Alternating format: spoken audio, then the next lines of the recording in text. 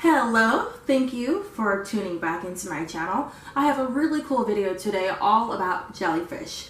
So I really wanted to do a comparison between my two favorite types of jellyfish, and all of the information that I've gathered are basically from my studies when I got my degree in marine biology, but also just from my own personal research. So if you are interested in any of the links or the documents, things that I looked up on my own to make this video, I will be glad to send it over to you or to link them down in this video, okay?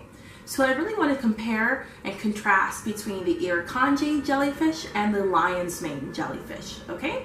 But before we get into talking about those two types of jellies, I want to tell you a little bit more about jellyfish. Alright, so jellyfish actually belong to a group called Cnidaria. That's Cnidaria with a silent C. C stands for silent, okay? So jellyfish belong to the Cnidarian group, but it's not just jellyfish. It's also corals and sea anemones. All three of them belong to the same group because they have the same life stages and they have some of the same body parts. So you're probably thinking like, wait, a jellyfish and a coral, they're in the same group? Yes, they are. They all start off in the polyp stage. So I'm going to draw a picture for you right here. Polyp, you can kind of think of it as a Reese's cup.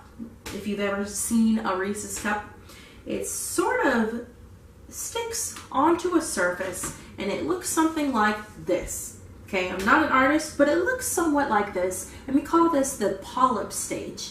So polyp stage, you're going to find corals and sea anemones still in that stage, okay?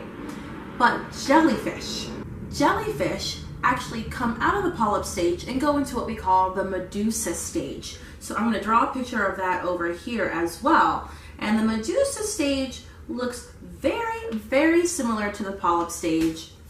The only thing that happens is that polyp that was once attached and upside down now becomes unattached and is now free floating right side up, if you were to think of it for a jellyfish, okay? Starting off over here, and it flips right over here to become the medusa stage. And that's what we think of jellyfish nowadays as being.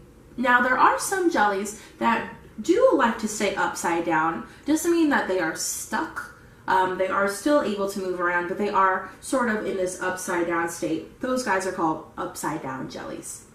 But when you think of anemones or corals, they will still be in this stage. And that is one of the main ways that all of these three animals are associated, are related. And another way that these three animals are going to be related and associated is by their stinging cells. So when you think of jellyfish, you probably think of their stinging cells. They have those stingers that come out. Some people may be scared of them because of that. Well, you really shouldn't be scared of them, first of all. These stinging cells are called cnidocytes with a C, or nematocysts, just an N. But we're going to call them stinging cells here in this video. And these stinging cells kind of line the outer layer of skin of each of these animals. And they kind of are wound up and built up. And there's a harpoon sort of waiting at the end. In this picture I drew over here. So you can see it's wound up and it's waiting for stimulus to come by so that way that harpoon can go ahead and fire off. So stimulus will come by and the harpoon will go from inside to outside and it'll shoot off into the open water and it will hopefully stick whatever it was trying to stick. So these animals are going to have these stinging cells basically so that way they can get food. Right? They want to be able to catch their own prey when they're hungry. Maybe it's lunchtime. This is one really great way that they're going to go ahead and catch their food. Another reason that they're going to have these stinging cells is so that they can defend themselves from predators, because many different things like to eat jellyfish. They do. They're kind of tasty out there. So they're going to use their stinging cells to kind of deter the predators from coming after them, right? If you're going to get hurt, why go after them? Okay? So those are the two main ways that these three guys are going to be associated. Of course, there are other ways that they are relatable and in the same grouping, but those are the ways that we're going to talk about today, okay? So now, getting into the comparison of the Irukandji jellyfish and the lion's mane jellyfish, all right? So I just chose these two at random, of course. So we're going to start at the Irukandji. So Irukandji actually was named after the Irukandji syndrome. So in Australia, tons of people would go swimming into the ocean and come back out and see rashes all over themselves. They would get nauseous, they would start throwing up, they would have heart palpitations. Some of them even ended up in the hospital or in the morgue. Okay? People didn't know what was going on, but they noticed the same symptoms. And so they called it the Irukandji syndrome, which is named after an Aborigine tribe in Australia. Years later, I believe in the 1960s, researchers finally came out and realized that this syndrome was being caused by these tiny little box jellies. And so they named them Irukandji after the syndrome. Okay? So these jellies are going to be about 1 centimeter, 1 cubic centimeter, so even smaller than what my fingers are doing right here, and that is going to be the size of their bell. So the bell is that medusa thing that you see floating up on top.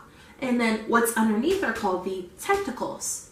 So the tentacles of the Irukandji jelly are going to be about 1 meter or 3 feet long. So they're not going to be too big. But the weird thing, or the cool thing, depending on which way you look at it, is that these jellies are practically transparent. They are clear in the ocean, and so you cannot see them coming or going. However, they do have those very, very powerful stingers that have been known to cause a lot of harm for humans, right? In case you were wondering, Irukandji jellies, they are filter feeders, which means that any small particle or small plankton that is floating in the ocean is going to get stung by these little tentacles, and then they will bring the food up into their bell to digest. Make sense? Cool. So that was the Irukandji jelly. Now, on the opposite side of the spectrum, we have the lion's mane jelly. So the lion's mane jelly actually resembles a lion's mane, if you would think of it that way. Irukandjis, they prefer the tropical waters near Australia. Well, the lion's mane jelly is going to prefer cold, frigid waters. So they like to live up in the Arctic near Alaska. That's usually where you're going to find these lion manes. The size of them is what really trumps people. So the size of their bell, the bell again being the top portion that you usually see, is going to be about 7 feet in diameter.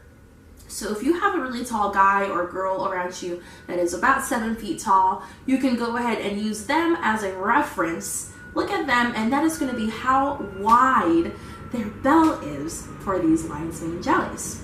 Now the tentacle portion, the part that's going to be coming down underneath, is going to be about 100 feet long.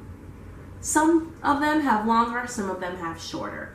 But you can definitely picture a huge thing in the ocean floating around with 100-foot long tentacles trailing behind it. Just for a reference, just so you know, the largest animal on the planet, the blue whale, is about 100 feet, give or take, long.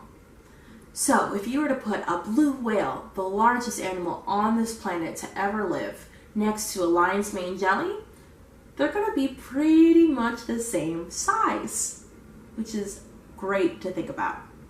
So the lion's mane jelly, also in contrast to the Irukandji, is going to have less venomous stinging cells. So it's going to hurt a little bit less. Of course, it's still going to hurt because they still need those stinging cells for defense, right? Just like we learned earlier. So they're still going to use those, except they're not going to be filter feeding like the small Irukandjis. These are larger organisms, meaning they need tons more energy to sustain their life. So they're going to be catching small fish, maybe crustaceans that are around, and they're going to pull those in again with their tentacles up into the bell to digest. Isn't that awesome? So I just picked 2 jellies out there, but there are many other types of jellies. And I'm not saying that the Irukandji is the most venomous, because it's not. There are other jellies that are more venomous than the Irukandji, but I just chose that one. And I'm not saying the lion's mane is the largest. It is one of the largest. So go ahead and do your own research on jellies if you find this interesting. And before I sign off, I just wanted to let you know that if you are planning on swimming in jellyfish-infested waters, I recommend bringing vinegar along with you. A lot of people say that vinegar is going to be the best cure, the best immediate cure for a jellyfish sting. Again, depending on which kind of jellyfish you are stung by, vinegar is going to be your best bet for immediate relief. But definitely seek medical attention and medical help if you are stung by a jellyfish, okay? I'm not a doctor, I'm not a jellyfish biologist, but I just know a little bit to get me by. All right, I hope you enjoyed this video, and if you have any questions on anything about jellies, anything out in the ocean, feel free to go ahead and leave me a comment. Subscribe if you're not subscribed, because I have tons more videos coming up. Thanks, bye.